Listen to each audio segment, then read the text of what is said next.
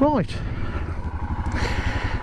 now we'll have a little break at the officer's mess, otherwise known as the cabin in Kinlet, just up the hill here.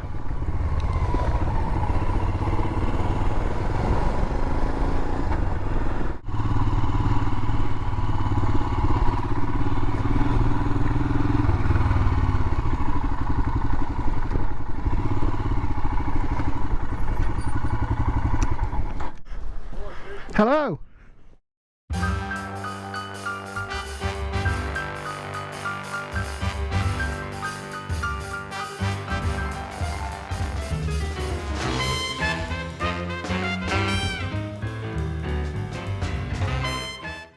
We are now off to our second little extra feature, RAF Bridge North.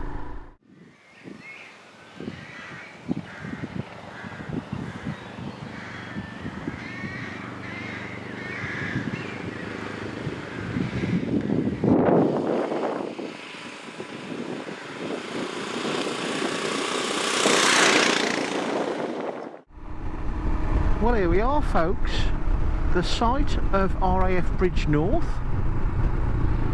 now Stanmore Country Park and an industrial estate. Apart from perhaps a few of the original roads here and there, there is only one thing left standing from the base, and that is a chimney from one of the cookhouses which has a memorial on it somewhere.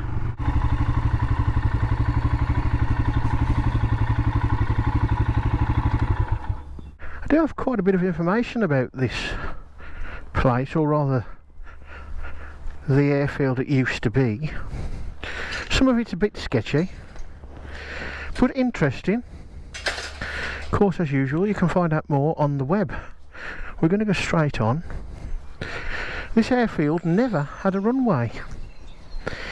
It was a training place, and like many, built for World War II.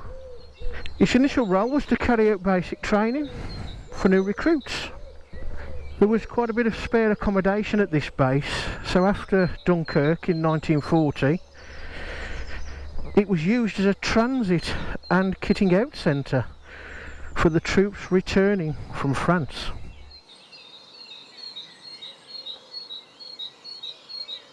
After the war, it reverted to its original task of basic training and had the name of No. 7 School of Recruit Training, which it retained till the place closed down in 1963.